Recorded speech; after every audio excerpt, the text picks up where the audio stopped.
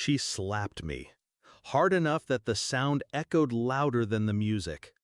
I felt my cheeks sting, then the wet splash of red wine pouring down my dress. Gasps spread across the ballroom like wildfire.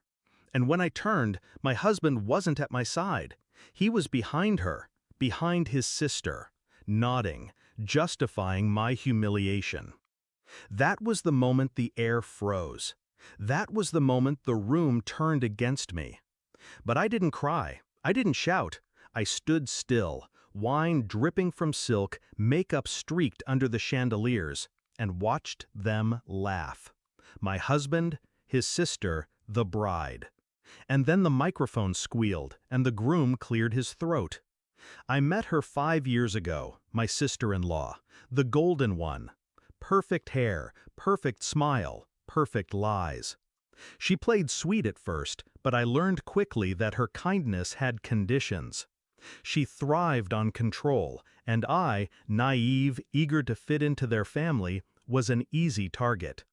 At every gathering, she'd test my boundaries. A comment about my dress being too much. A smirk when she asked if I planned to actually keep a job after marriage. I smiled through it, convinced she'd come around. And my husband, he always said the same thing. That's just how she is. Don't take it personally. But I did. Every jab sank deeper. The cracks started showing after our engagement. I noticed her name glowing on his phone at midnight. His laughter in the other room hushed when I entered. She just needs wedding advice, he said. But no woman calls her brother at 1 a.m. to talk about flowers. Still, I stayed quiet. I gathered my proof like a soldier counting weapons. Screenshots of texts, voice recordings, photos. Small pieces, each one sharpening my resolve. I knew she hated me. I just didn't know how far she'd go. The night of her wedding, I dressed with intention. A simple gown, nothing that would outshine. Neutral makeup, a smile rehearsed in the mirror. I promised myself I'd endure her final performance. Then came the slap, the whine, the silence that followed. And my husband, my partner, my vow, stood there defending her. I remember looking at him and thinking, "You're not mine anymore. You never were." That's when I let go of dignity, of hope. I held on to something sharper. Revenge. The plan wasn't mine alone. That's the part nobody knew. The groom had reached out to me weeks before. He'd found things, messages, whispers, hints of betrayal. He needed confirmation. I gave him more than that.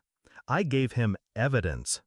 Every screenshot, every call log, every secret meeting between his bride and my husband. Two families tangled in deceit. One stage, one perfect day to burn it all down. So when he took the microphone, I already knew what was coming. The crowd went still. The bride, flushed and laughing, turned toward him. My husband's hand rested on her shoulder like they'd won, like I was nothing. Then the groom's voice cut through the room. Steady, cold. "I can't marry a woman who's been sleeping with her brother-in-law." The words detonated. Gasps, screams, chairs scraping against polished floors. My sister-in-law froze, her smile cracking. My husband's face drained of color, eyes darting, searching for a way out. I didn't move. I let the world tilt around me while I stood at the center, calm, untouched. The groom played the recordings. Her voice, my husband's voice, the hotel room number, the dates, the laughter. The perfect bride collapsed. The golden family fractured. My husband tried to speak, but every word only buried him deeper. And me? I stood there, wine-stained and smiling. Finally smiling. It wasn't chaos to me, it was justice. Every humiliation she'd thrown at me, every smirk he'd given while defending her, Every lonely night I'd questioned my own sanity. All of it paid in one perfect collapse. They wanted me humiliated. Instead, they were exposed. When the groom walked out, the crowd followed. Nobody clapped. Nobody cheered. The music died. The wedding was over before it began. My husband called after me, begged. His voice cracked in desperation. I didn't stop. I left the ballroom with my head high, my dress stained, but my pride intact. Now, when people ask why I don't wear my wedding ring, I tell them it slipped off. But the truth? I took it off the night I realized what loyalty meant. It meant nothing to him, nothing to her, but to me, it meant everything. So I made them feel the weight of betrayal. And when I close my eyes, I still hear the silence after his confession. The silence of a room watching a kingdom crumble. It wasn't my humiliation, it was theirs, shattered in seconds.